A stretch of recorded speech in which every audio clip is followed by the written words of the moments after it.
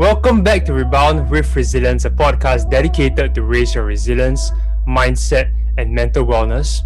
On this episode, to talk about entrepreneurship and mental health, we have Reggie Cole on the show. Yes. Thanks for having me. Guys. I know this is not. I don't usually talk about these stuff as much, right? I'm known for the financial podcast that I've created, or at least like the podcast network so far. It's more than personal finance now. But yes, happy to be on the show to talk about other aspects of life, so that I'm no longer, framed into this individual that only talks about finance. I wanted to speak to you about finance. I felt it was kind of pity if I don't talk to you about finance. But then I realized from you mentioned that you love to talk about other things because everyone asks you about finance, right? Yes, and we have recorded so many episodes about personal finance, right? So just go and listen. Don't need to ask me any more questions.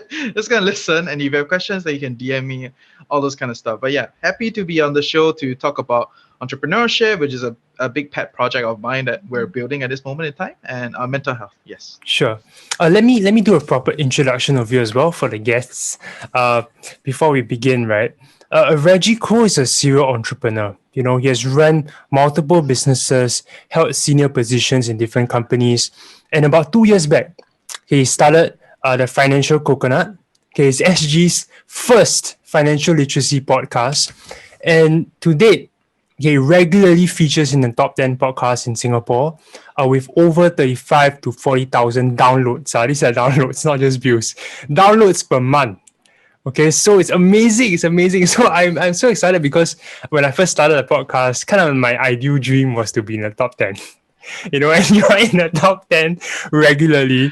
And also I think entrepreneurship and mental health is not talked about a lot. It's very glamorized, but people don't see that there's a lot of pain, a lot of struggle behind that. And I think that speaking to you, it's one of the best person to speak to. So I'm excited.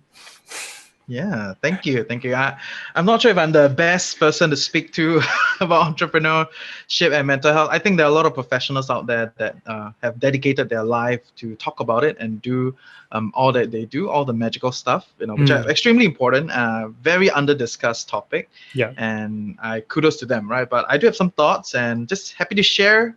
Happy to just kind of spend time with you and we can talk about all these things. Yes. Cool. So brief outline before we begin. I think we're going to explore Reggie's journey, from inverted commas.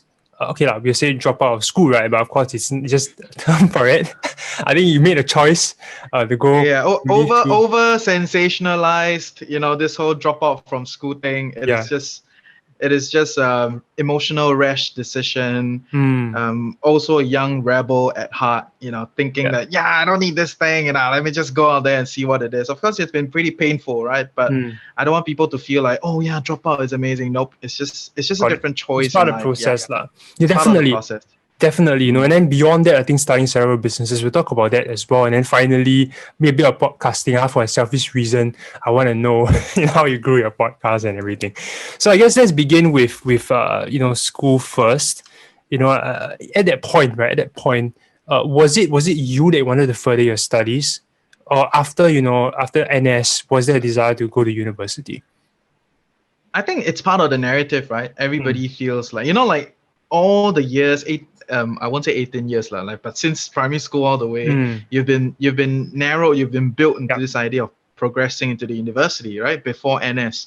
So then NS was the 2-year break that you actually break from the schooling system and you can start to think a little bit. Of course, if you're highly poised in the national service system, then you also don't have much time to think about all these other stuff, right? Whether you're officer, sergeant, whatever. I was like this layman, stuck in my storeroom every day reading book, talking to people and thinking. And so that's like, it's actually a break from the system. So when you break from the system, you have the room to think, right? So depends on what you feed yourself and what are you thinking of at that point in time. It will, of course, shape your view, right? So yeah, for sure. All the way leading up to that, school was a thing, I studied very hard, got pretty well for A-levels and all this kind of stuff. You got into a good school, right? But during those 2 years, I was like, maybe we could take a break a little bit. Let me just go out there and see what's available, right? Let's not rush to school. Yeah. But But family being family, and they were like hunkering down, right? So they were like, like, I've Yeah, never yeah. seen the family so united ever. Just saying, the family always quarrel, extended family, everybody quarrel during CNY. But Yeah. about this particular topic, everyone is Wow. united. They 同心, they like Right, right. every single hangout, whether is it like 白事, 红事, whatever Yeah. thing that the family hangs out, everybody will kind of ask me, why you don't go to school? Why you don't go to It's school? the Avengers lah, united to Yes, go yes, to. exactly. I've never seen them so united ever. But you know what's the worst thing? The worst thing is most of them have not been to school. Most of them have not gone to the university. Wow. So their Okay. pitch to me is very lousy. Their pitch to Mm. me is all the fear. There's no excitement, no interesting thing. So they were pitching it in a very their own Okay. view, and it's not vibing with me. They didn't ask me about like whether do I really want to do it. So it's the same thing as driving, right? So I don't have a driver's license yet, and my parents like to remind me that you should drive, go and get your license and all this kind of stuff, right? Yeah. So what is their story? Their story is, if you fail, right, then you can go and drive taxi, ma, not too bad, ma. And I was like, girl, Oh no. that is so Oh, not no. motivational. Exactly. And I was like, that is so not motivational. But then there was this one friend of mine that he traveled around Australia, and then he was driving around Australia, and he was like, bro, you should go and learn to drive so that you can go and pick up a caravan somewhere in this huge country, and then you just drive around and just go Right, anywhere. You wow. don't need to be route. You're not fixated by public transport. And that was More like, appealing. oh, that was a good sell. That Yeah. was a good sell. Like, yeah, I'm going to get BTT, but till now still haven't, but but the idea is, the family came together to try to corner me to school. Okay. They did a very bad sell. They didn't know what I want, but I still went. So I kind of crumbled under the pressure. So it was very easy for me to quit. Okay. Because I didn't want to do it. Right. My reasons were not strong.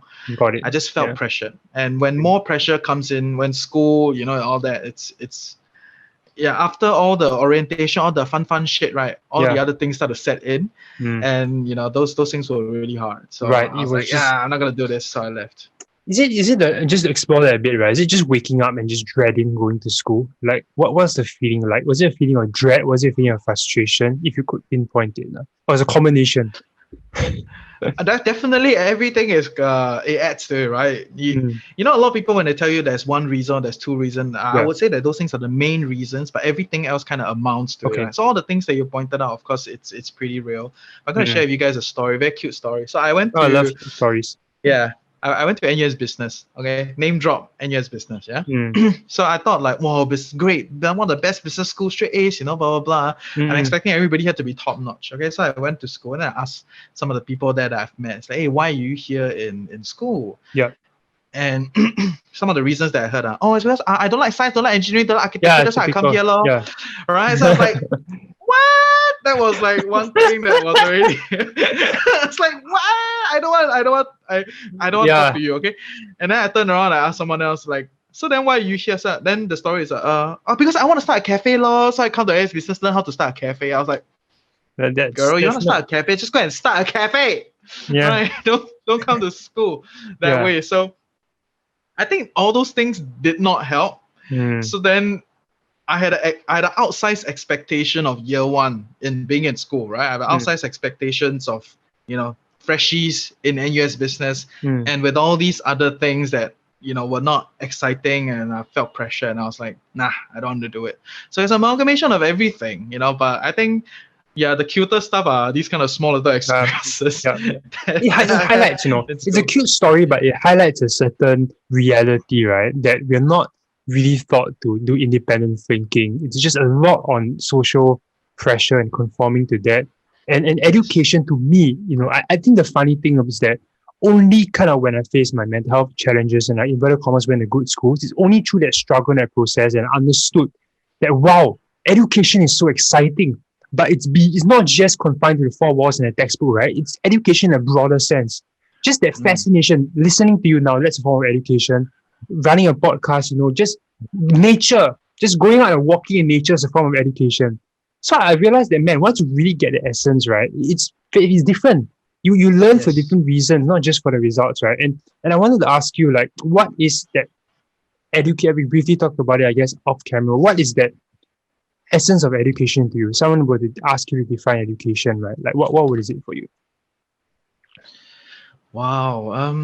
I think if you wanna, we really want to define what is education, right?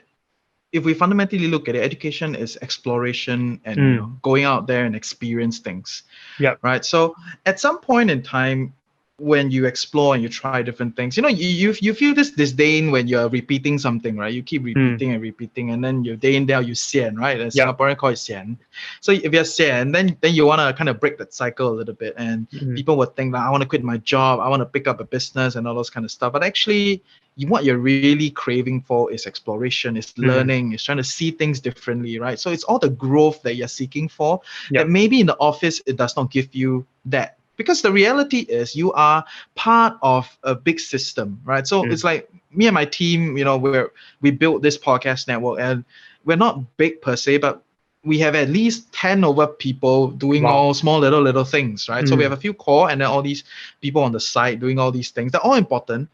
But not every day do they get new things to do. It's a repeated cycle, right? So if you look at it from a bigger environment, that is how a lot of businesses work. You have to keep repeating, and do the same thing. And so at some point it becomes very sad. So you want to explore, you want to go and learn, you want to educate yourself, you want to see new things, and you want to grow, right? That's the fundamental. It's not about like, oh, I want to start a business or something, right? So I tell people that if you hate your job and you go and start your business, you will hate yourself, lah. Okay, so you wanna try to figure out what is boring you, and then go out there and see things differently. But it's very, very difficult if you are just helicoptering through this whole system, right? That means you've done very well in the school system, then you get your scholarship, and then you get promoted in civil service, boom, boom, boom, boom, boom. You just keep going up, right? So you get helicoptered up this social system, and you move up this whole talent chain. You find that the people up there, they're not particularly innovative. They're not particularly, like thinking out of the box, right? It's not that they're not smart. They're very smart, okay? They see things from a particular angle. They're very talented to see things from this angle. And that's the reality, because you're moving up the chain very fast. But if you break out of the cycle and you try to see something differently, it does not mean you're lousy either. It just means that you may see it from a different angle, and you have your perspective, you have what governs you, right? So that is the beauty of education. That's the beauty of exploration, to go out there and learn new things and see how those things can then benefit your life, rather than just like mugging and remembering. But it's part of the incentive system here, so it is what it is. Okay, I mean, my listeners are quite young, 16, 17 to around like 20s, 25, 26. So I think hearing that, I guess there's a cultural shift kind of happening, micro level. So in future, definitely, I think it will definitely change. But right now, it's still very much based on like what you said. Very difficulty getting out of your comfort zone. Which leads us to the next segment, right? On really getting out of your comfort zone, because you kind of left school. And of course, I'm sure that there'll be a lot of judgment from your family, because they were the ones that wanted to get you to school in the first place. And then they realized, oh no, Reggie's out. It's like, wow, I cannot imagine things that you will start to do. But you ventured out and you started multiple ventures, and I saw really, if I may share some of them, right? A training company. You did adventure camps as well. Many moons ago, I guess. That was a fun part. I was working for my friend. That was this. It was more of a fun thing. Yes, on the side. Yes. But there's also many things like at-risk emotional mental wellness. You're in China for 2 years as well. Doing relations, BD for F&B companies. So many things.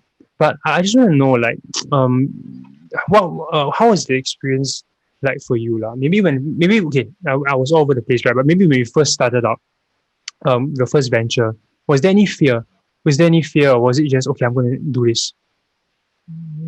Honestly, even at the 10th venture, you will still feel some fear. Don't lie to yourself, okay? Nobody is fearless.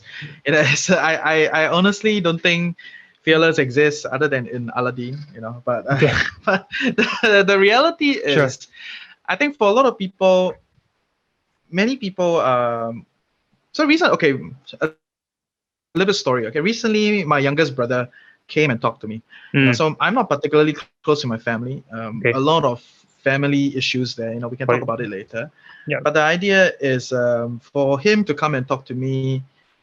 with all the concern about like, what am I going to do and blah, blah, blah, because he has just graduated from the poly, and that is a very clear sign of the system, one of the fundamental flaw of the system, right? Because it is so structured for 10 years, and then suddenly they'll be like, okay, now you can go go free. and try. Yeah. Right? So the education system is so structured. Yeah, now do what you want to do, lor. Then you'll be like, do what? Right? You don't know what to do. So he had the same problems going through that, and one of the few things that I told him to do was to then set up your own structures. Right? So have your own timetables for you, and you kind of try different things. But to really kickstart this whole thing of exploration and going out and trying different things, and what I have done was really to go backpacking. And I think backpacking was amazing, because when you backpack, you meet all these different people from all over the world. They're equally as lost as you, lah. Sure. They're equally as lost. They're all trying to Really? Yes. I thought they are just really. I thought they're just there because they want to be there and they love traveling. No, maybe I was Okay, wrong. most people when they're backpacking, they're very lost. They don't know what they want. They're going out there. Wow, that's a they're new trying to see. perspective. Okay. Exactly. They're trying to see what's going on. They're trying to explore. When I was traveling, I met a lot of young Germans. Okay, a lot of young Germans, like 18, just finished high school. They take 1 year, 2 year off. And I also met a lot of I won't say all Angmos lah, but there are a lot of people. Okay. Yeah, I won't say it's mostly. Okay, even the Angmos, those are minorities. Okay, just saying. But most people, when they're traveling, it's in between career, in between school, or just plain lost and trying to kind of see what's going on. So they're living their life, trying to explore and see things and make some friends and all that. Right? Nobody is really like traveling because they're extremely targeted. I'm going to travel the world. No. Okay, there may be only one or two of them. Right. The reality is when you backpack, it gets tiring. Yeah. Okay, it gets tiring. It's not as fun as what you think it is, but the journey itself gives you perspective. So when you backpack, don't be a tourist lah. Don't just go there and take photo and all that kind of stuff, right? Stay at a place for longer, 1 month, 2 months, 3 months, and you meet a lot of people. They're all very lost. And they all have a lot of things to talk about. And so just two beers, and they will start talking about everything. I made a lot of interesting friends while I was traveling. I met like Korean friends, Japanese friends, Hong Kong people, Vietnamese, Germans, everywhere. Some of my friends, I still meet them after that, right? Yeah. So when they come to Singapore, I bring them. When I go to Korea, they bring me. I have a Vietnamese friend who ended up working in KL. I was staying there, and then we just went out together. My UK friend came to Singapore. So, it's like, it's very fun. Yeah. And all these crazy people, over time, you start to see them grow up, right? So everybody at first very, very lost. Then they start to find, okay, maybe I want to do this. And so it becomes like a pack. It becomes very, very fun. When you see it from the angle, it's not just about, going to Euro and take photos, or it's not just about like traveling the world, but really on a journey of seeing things differently. Got it. Yeah. And that you feel that will help in people finding out roughly or not roughly, but at least have a better idea and better perspective before they kind of move on. Okay. Oh yeah, for sure. The fundamental thing is about comparison. Okay, let me just put it to you this way. A lot of people say don't compare, right? But if you don't compare, you never get clarity on things. Okay. Sure. So I have this theory called the ramen theory that I always say in my podcast. What is the ramen theory? Okay, there was a period of time that Singapore only had one ramen shop called Ajisan. Okay. Right? I don't know if you guys grew up in the era where Ajisan was a thing, or Ajisan is still a thing sitting around somewhere in some malls. Yes. Back then, Ajisan was the only thing. Right? There was only a ramen shop, and everybody thought like, wow, this ramen shop's so amazing. And then after that, all the better ramen shops started to come in. There were new brands and other stuff. And then you try the other ramen, and be like, oh my god, what is this Ajisan shit? It's like, who eats Ajisan these days, right? So don't flame me, Ajisan, but that's the idea, right? When you only have one bowl of ramen, you have no basis for comparison. But when you have multiple bowls of ramen, you can start to see things in a different perspective, and you start to see like, oh, okay, I like this more because of this. Compared to that, I like that soup more. So I stayed in multiple countries. I stayed in China for about a year odd. I stayed in Malaysia for about a year. I traveled around, different parts of Asia, and at different places, I stayed about 1 to 2 months. And so it really amalgamates to you looking at Yeah. Singapore from a more third party Got viewpoint. it. You'll be like, Yeah. okay, what is good about Singapore as a system? What's not so good about Singapore as a system? What can we do better? And Yeah. compared to all these other countries, right? So I think for a lot of young people, this basis of exploration and breaking out of that shell No. Yeah. really gives you that perspective and that Okay. comparison, right? So that is extremely powerful. So must compare, okay. Yeah. don't Love that don't perspective. don't Yeah. shy from it. Yes. Yeah. No, because I think what we say, right, comparison is a thief of joy. I guess in certain contexts it is, but in certain contexts it definitely matters. Even in business, if you don't compare, how do you know whether your product and services versus the market out there is going to hold attention, whatever, right? So it's kind of Yes. necessary, but the esteem has to be there. And in fact, I want to talk Mm. to you about the esteem because if you don't have kind of a base esteem, at least I feel that comparison will be very difficult for you because you get anxiety. And I want to ask, like, was that a reality for you when inverted commas are your businesses start up and then maybe you leave it, and people might on the outside at least look at you as inverted commas a failure, or I don't know, friends, family, whatever, and you say, oh, Reggie has no career, whatever. But did that kind of play in your mind a little bit? Oh, forever. It played again Mm, and again and again. So like I left school, like the mm, story as it goes, I left school, right? So when I first left school, it was very hard. mm, Doing all these different things, but you always put out a front. It's like, okay, I'm fine, I'm mm, good, right? But at some point in time, you'll be like, shit, man, I should have just continued in school and get a uni degree. Look at all my friends, they're living their life, mm. but they're living the quote Yeah, unquote yeah, that life, right? sure. So get a job, blah blah blah. But compared to where I was, it was a shit show where I was. And then you look at them, it's like, okay, not too bad, ma, quite nice, ma. Mm, I should have just gone down that path. So those mm, things, they play around with your head. It mm, happens. It's there. You cannot deny its existence. I couldn't deny its existence. Even until recently, they still exist, right? mm, So, even at this moment in time when um, definitely there is a shift in terms of how people look at me at this point in time. mm.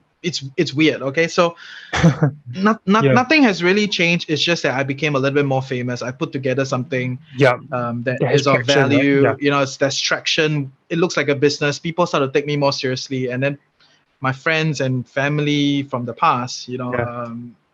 they start to come back in that sense. Yeah, yeah, They got have it. a better light. They look at me differently, and then I'll Mm, be like, nothing has changed. I'm still living the same life. I'm still struggling with my struggles of anxiety, mm, of worry, of self-worth. All those things, they still exist. yeah. It hasn't changed. It's just my outward persona relative to the market, relative to what is being seen out there, has Wow. changed. So all these people start to come back, and it's pretty interesting. Of course, whether or not I value them as much as in the past, that's a whole different story. Okay. Mm, But it is, I'm definitely feeling that, but that does not really change the fundamental struggles that I still have. I still have worries of like, what if this is just a fad? What if we go yeah, downhill?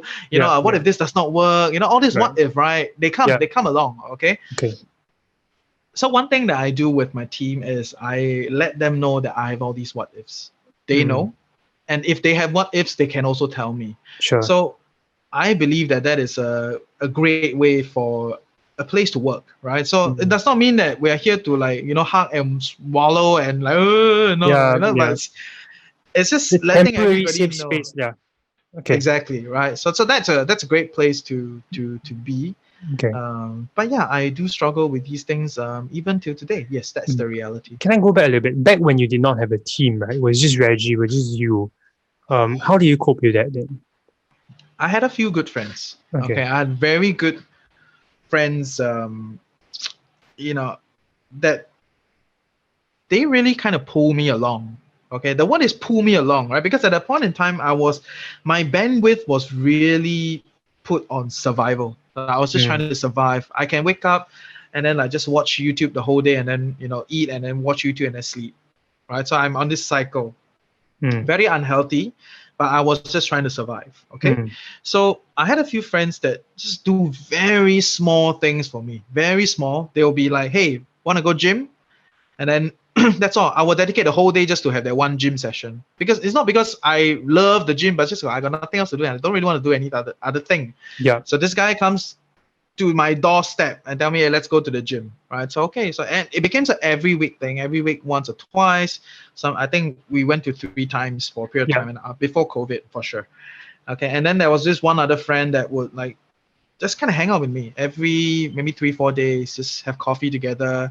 And so he's the one that's trying to make me fat lah. The other guy trying to make me fit lah. Right? So then I stuck in the middle. I become fat, like in between fit and fat, Yeah. Okay. The troubled people between size M and size L, the fat guys. Right? Anyway, so I had only a few of the handful of these friends that were there. And I have one friend that always hung out with me at Bishan Park, and that's it.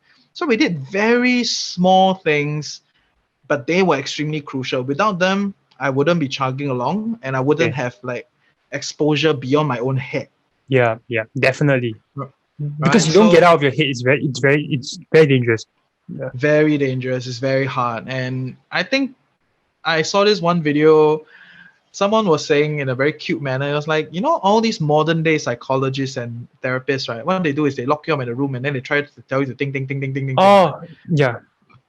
And then this person was like, why don't you just go out and dance? Go out and have fun and go out and do your thing and all those kind of things. I was like, that's a perspective. Yeah, that is a perspective. I want to cut in a little bit if you don't mind, right? Recently, because this podcast is about mental wellness and really about seeing how we can progress as a society, right? I think one gentleman, his name's Andrew, he's going to become a psychologist. He was telling me when he was in Australia, the way therapy is done is very different. He was amazed. He was amazed that, then he saw 2 people sitting by the beach, his therapist and someone else. And he was just saying, no, your emotions are like the waves. It goes in and out, and you just let it be, you don't fight it. And it was something but he was using nature as a tool to kind of teach, like you said, to explore beyond your head. And I think that's very powerful. It's very underexplored here, I guess, in the urban jungle. So when you mentioned that, immediately that came to my mind. It is. We a lot of systems built here are very, targeted and very structured, right? So it's about efficiency, not about really how effective. Because I have friends that work in the medical field. Don't stalk them and try to see who is who. But there is a lot of discussion about being efficient. It's not so much about being very effective, because to be very effective, a lot of resources need to go in and all this kind of stuff. So that's an endless discussion on its own. But the system is how it is. Yes. Yeah. I guess maybe for listeners, right, if you are kind of aware that we function, or you have this new self-awareness that we are functioning in this system, then what you can do for yourself is create your own. That's the fastest way already. Like, you have to get out there, go to nature, whatever, find hiking groups, do your own thing, because like, if not, it's tough. You can't wait for the system to change. It might take years or even decades. I don't know. But you have to kind of do it yourself. That's what has helped me also personally. Let's talk. There's this thing called a green shower. I don't know if you guys know what. No, I haven't heard about it. Just means go to the forest and sit down there. Okay. All right. Okay. So let nature be itself. I think it's very interesting, and it's something that I think Singaporeans should really consider, because there's a lot of light pollution and sound pollution here. It's very, very disturbing, right? Just go to nature and let nature, be beautiful and do your thing, right? Bishan Park. I vote for Bishan Park. Just saying. Yes. Nice. Okay. No, there is actually a lot of hidden places. I have a friend. I don't wanna. Coincidentally, he's also very passionate about finance. He does trading as well. He's a regular, and he just came out, but his EQ is very high. So he has made his money just doing random things, right? And he has kind of luxury to do his own thing. And he's a huge jungle person. His dad, he's adopted. So his dad's Australian, which explains a lot, right? And man, it's so fun, because we hang out with him, I can catch animals. It's just a different experience, from the typical life. But even talking about it is making me excited. But we kind of have I know we don't have enough time, but yes. I don't have time. I'm so sorry. We bring in we talk about resilience, because this podcast is about resilience, and I want to ask, right, like, first of all, what does resilience mean to you, and what has been the core ethos or actions that has helped you be resilient over the years through your ventures? Okay, so a few things, right? I think you guys may have already heard this, over and over again. But I strongly believe in the growth mindset. Mm. Okay, so before it was even coined, the growth mindset, I already believe that this is it, right? Because that's if you think about when you're young, how you're being brought up, and the incentive systems and all the things that were being built, they were all built for perfection. There is an upside. There is an upper cap called 100 marks. Got it. Right? But why can't we grade our kids without an upside? Right? That means like you just there are let's say there are 300 points in this paper. There is no cap. Just go and get however many points you want, and then once you cross it, then you are an A student or something like that. So we don't grade our kids like that. There's always a cap. You aim for the cap and that's it. Right? There's no way to progress. So it's a minus system that we are built within. Yeah. Okay. So because this is a minus system that we are built within, there is this desire for perfection, very big desire, and it's very common. Even the interns that I work with, or the people that have come into the team, or somehow, some way or another, they all have this perfecto mindset. They want perfection. Yeah. And this creates this unnecessary bout of anxiety when things don't go the right way. And in life, in business, in entrepreneurship, whatever shit that you're doing, right? Things always don't go the right way. Okay, they're always changing, but it does not mean that it's always a shit show. It just means that you may be planning point A, but you get A prime. Does not mean you get like C or something, right? You will not, you may not. Yeah. So that is extremely important. And for me, being resilient is fundamentally having that growth mindset, right? So that you will then be able to keep growing and keep, hustling. Hustle is a bad word. Keep chugging along and keep going along. I hate the word hustle. I know. I heard you say it before. Yeah. Because hustling is not realistic. Okay, it is telling you to not take on your body signals. It is telling you to not entertain what is going through in your head. Right? Or at least the underlying premise is that, lah. Yeah. Yes, the underlying premise is that. Of course, we can say it's semantics, how you interpret all this kind of thing, blah, blah, blah. Yeah, but the underlying notion, at least from the social level that I understand of how the language is being used, hustling is very unhealthy. Okay. So resilience is really about the growth mindset. But at the same time, in between things that are not going so well, recognize that you need to take a break. Okay, so how do you work with your body? How do you work with your mind? All those things are important. Just look at athletes. Okay, if they have not run 30 km or 40 km, right, and then they're gonna start straight away, right, it's gonna burn them from every. They may be able to finish it, but they'll burn out after that. They will burn out. It will injure them. It's gonna be a shit show. So they do that 5 km, 10 km, then they build. Then they stretch themselves. They come back. They build. They stretch themselves, right? So I think the way athletes train, have a lot to talk. To share about this concept of being resilient. Right. Okay. So that's essentially how fundamentally No, I love it. No, I absolutely love how you summarize it. The growth mindset with analogy, with personal experience. It is fundamentally, in fact, funny thing enough, the book just there, Mindset by Carol Dweck.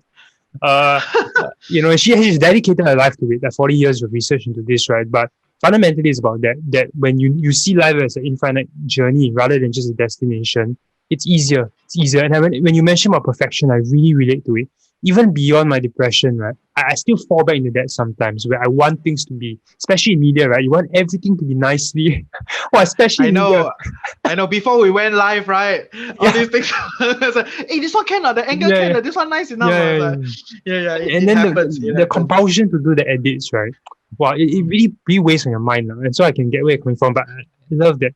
So that has helped you, I guess, knowing that, reminding yourself that it is a journey, and not perfect, but you just make progress along the way. Okay. But I want to add that it does not mean that I do not fall into the cracks of down low, right? Okay, so when things happen, when things don't go well, I still fall into those cracks. It's very normal. But of course, I've built a system to kind of work me through this thing. Whether it's I will text my friend, say, you want to gossip, because I don't usually gossip. It's not my thing. I don't find joy in talking about people or talking about things. But when things are not doing so well, I just need some avenue outlet to talk, right? So I've a few of these friends that I will just tell, hey, want to gossip, and then they will know. They will know, that What's going on? Yeah. what is going on. Then they will help me along in this process. Yeah. Of course, it's mutual. I also talk to them, when things are not going too well for them, right? So you have to build all these little things that you do. Some people do running, some people do exercises, some people go for a feast. I have friends who buffet their way out. It's a different way of Different way coping. We're lah. not trying to Okay. we're not trying to weigh which is better, but I do Okay. think to add that in is important. That it does not mean that with growth mindset you have no problems. Okay, you still have a lot of problems. You got to work with that. Yes.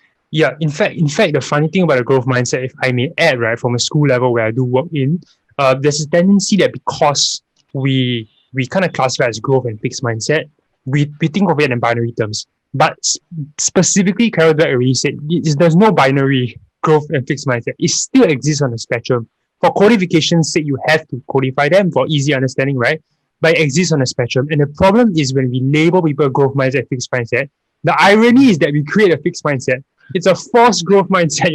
Because people are trying to say that they have one to mask it or to front it. So that point that you brought up is actually extremely important because nobody will achieve a full 100% growth mindset. Yeah. So unless maybe you go and live with the tribes and whatever, they have no attachments to the so-called materialism or whatever. So it's a different story.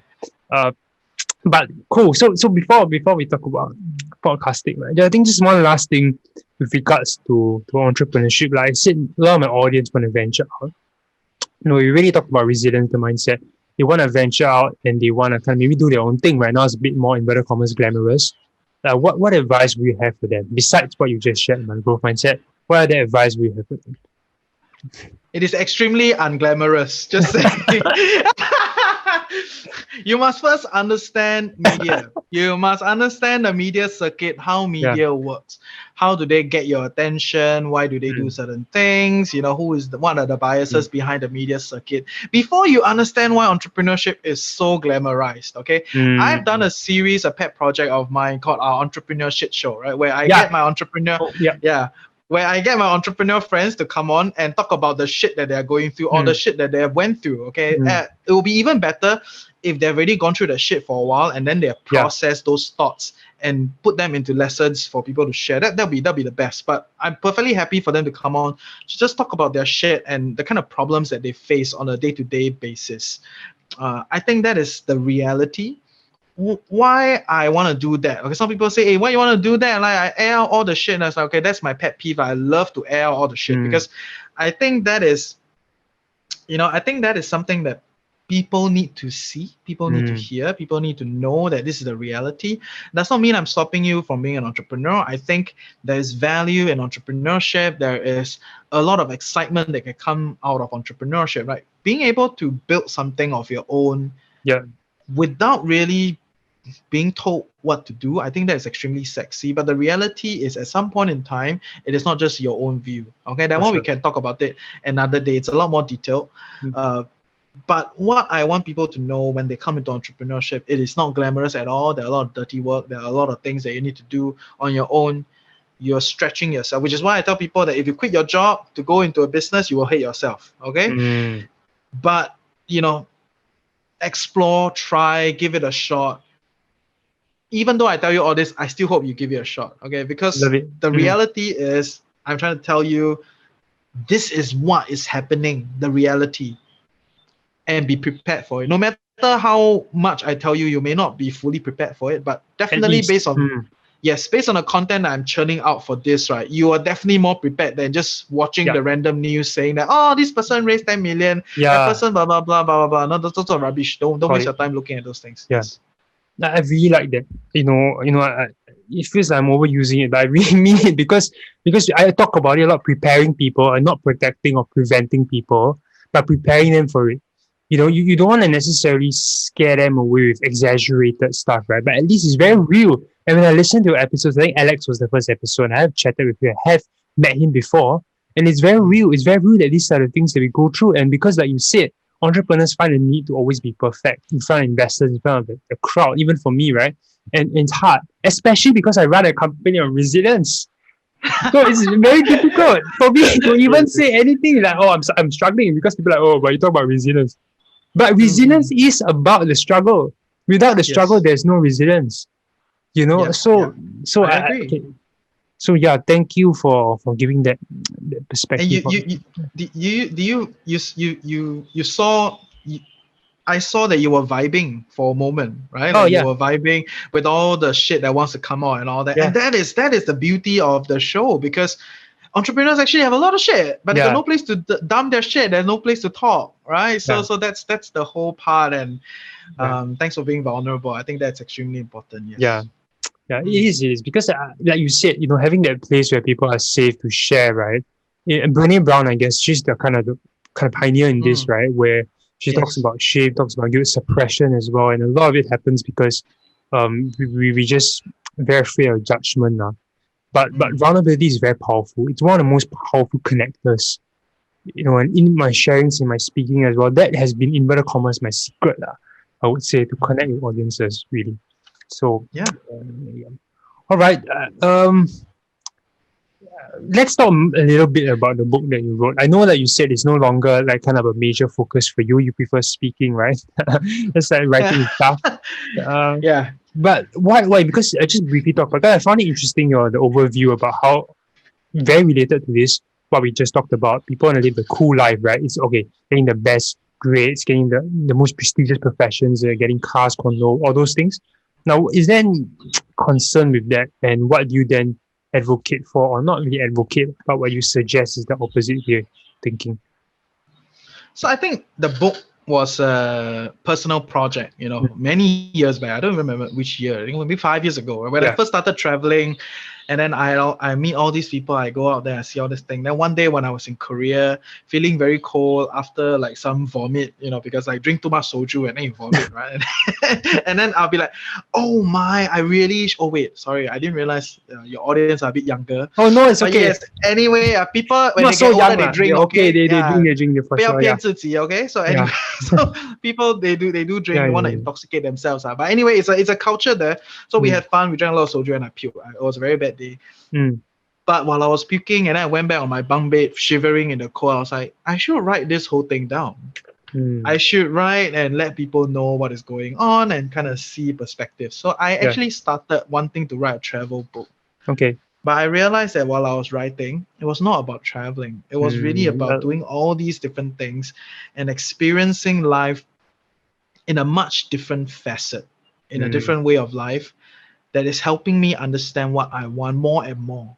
Wow. So that was Mm. kind of the process, right? It was not about traveling or whatnot. So I ended up writing, I document down like what do I think is the purpose of life, and what do I think is the way to go forward. How Mm. do you like date yourself, blah Yeah. blah blah, all these kind of things, which are major things that I talked about in the book.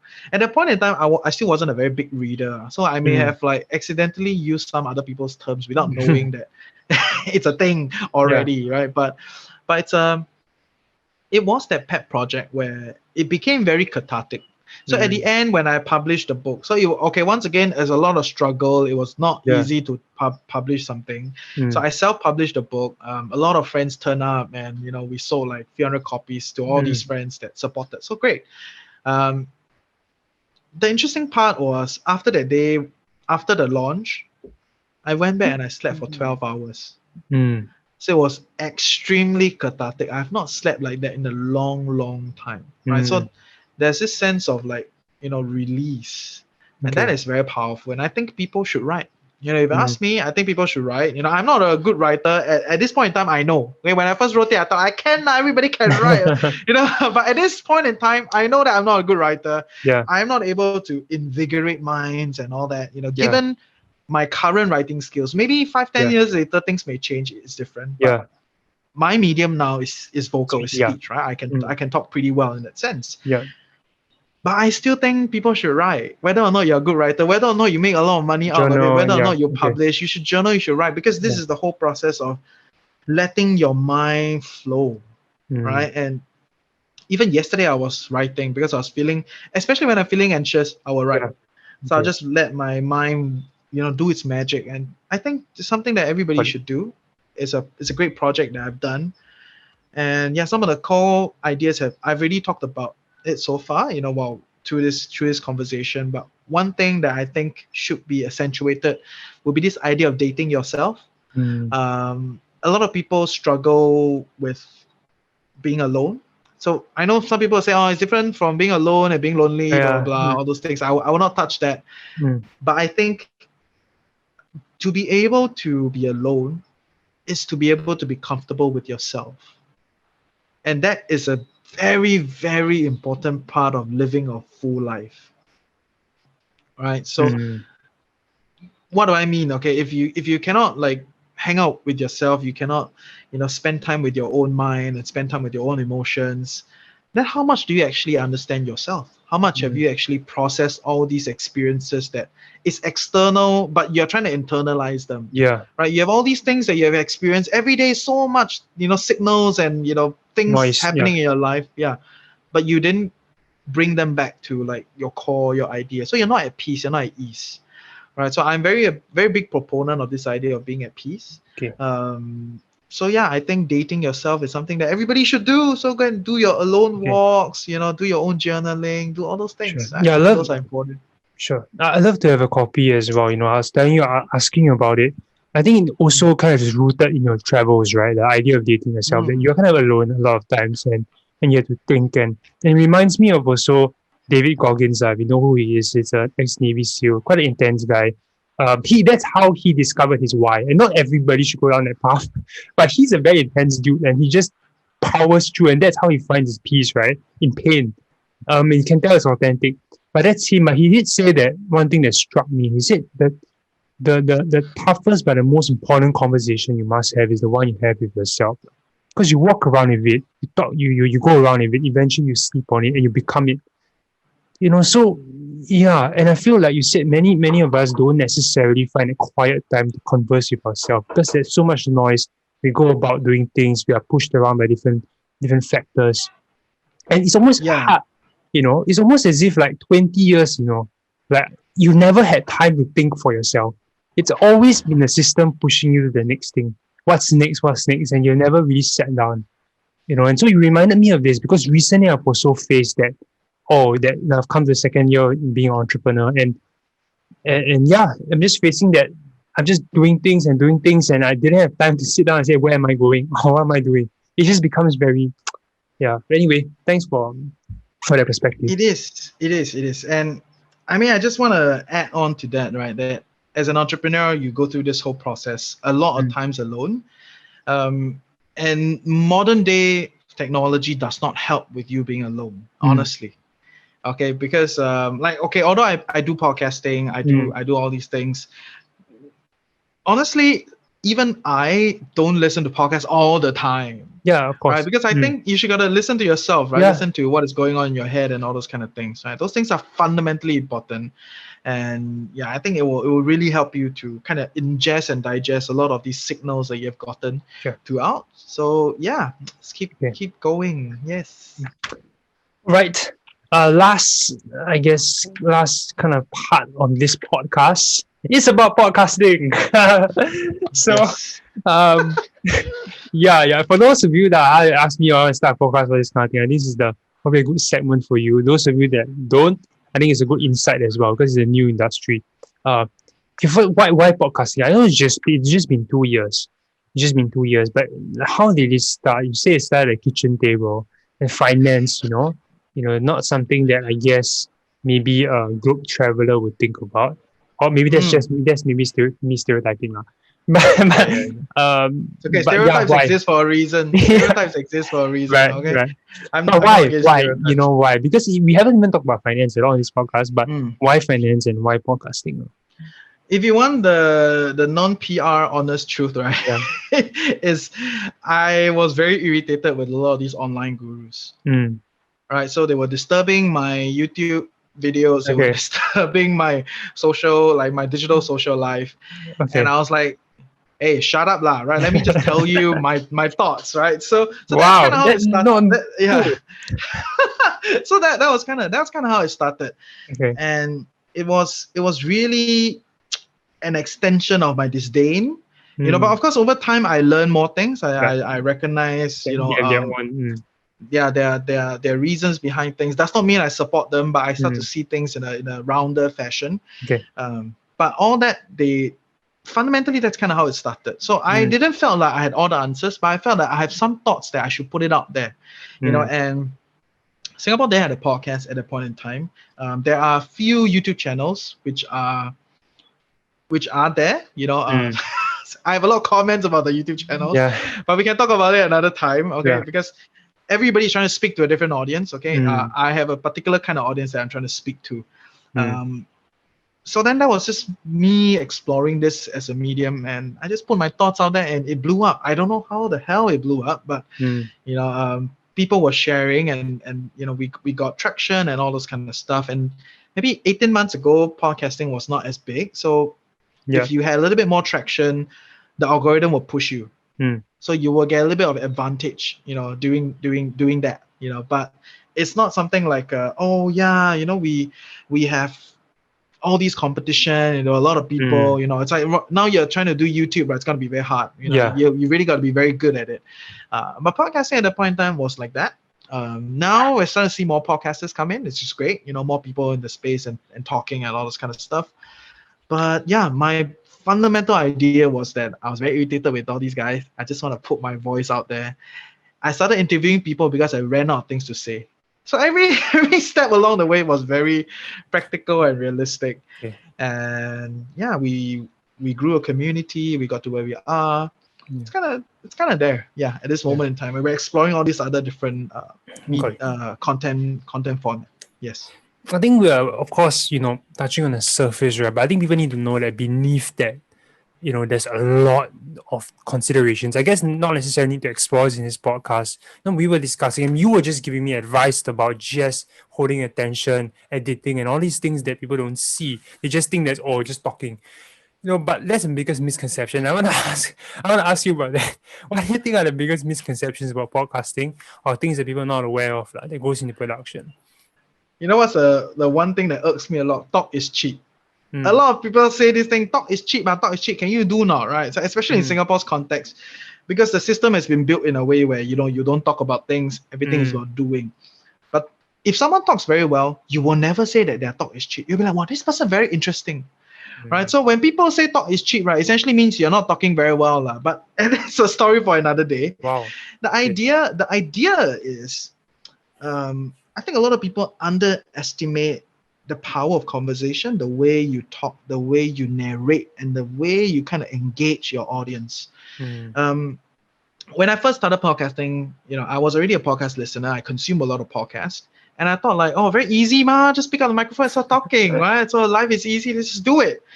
Turns out it was not that easy, right? So I went through this episode of despair for a while, right? I wanted to launch it as a part of my birthday project. I have this weird fascination about every year during my birthday, I want to launch some weird things. Okay. So podcasts, I wanted to do it in July, and then I got down to it, got the equipment, and I started recording. My first podcast only came out in October. Right. So there were actually 1 to 2 months of despair before it. I recorded. I was like, hey, why doesn't it sound like the podcast that I listened to? Why is it so lousy? Sure. So then I deleted all those things, and then I tried winging it, right? So I tried winging it. It made it a little bit easier because I didn't feel the need to narrate from a script. But it's all part of the learning journey. Of course, there are a lot of tips and tricks that I can give you that we will have to go into a lot of detailed discussion. But the base idea is definitely not as easy as what you think. There's a lot of training in the voice. There's a lot of tips and tricks on how to interview people, how to narrate, how to do all these things.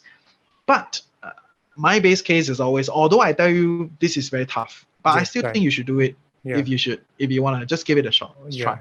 Oh yeah. Yes. No, again, it resonates very strongly with my experience because very briefly, right, I had fear starting out, mainly because I broke it down. I think mainly because I was afraid of looking stupid.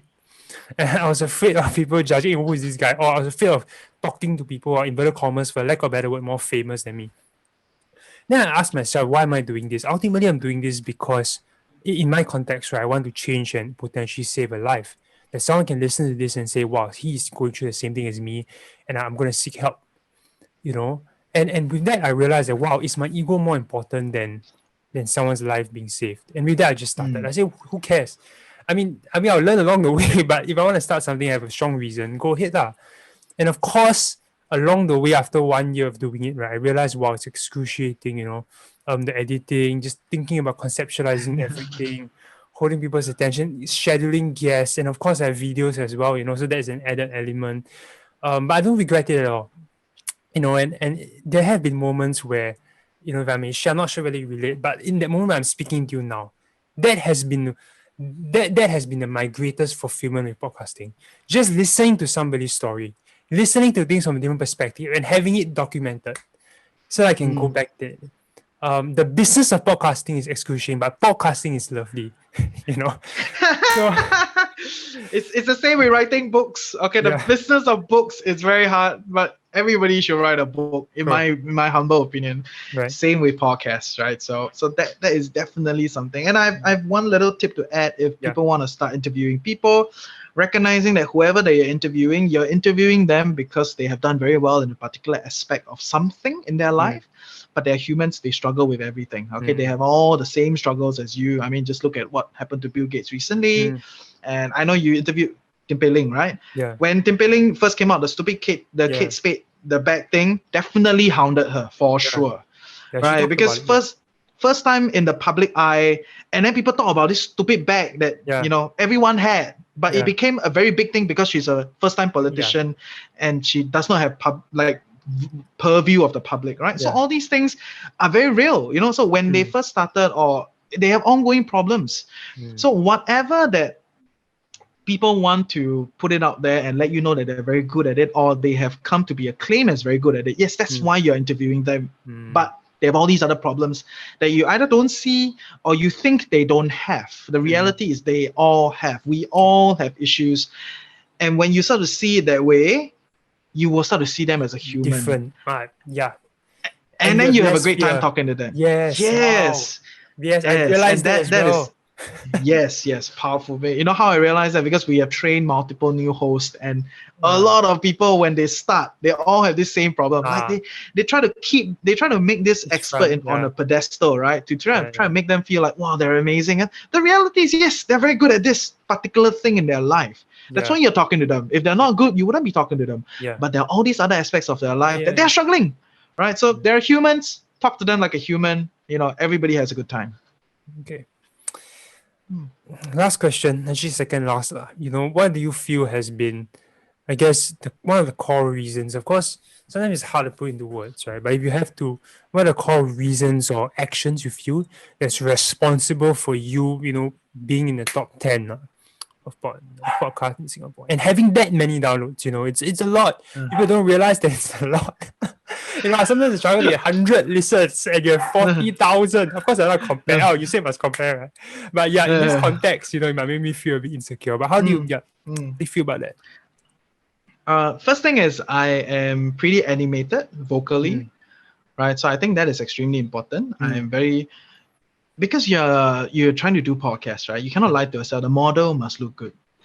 At some point in time, the model has to fit that society's understanding of what is beautiful. Yang Kui Fei was a fat girl, okay? That was back then.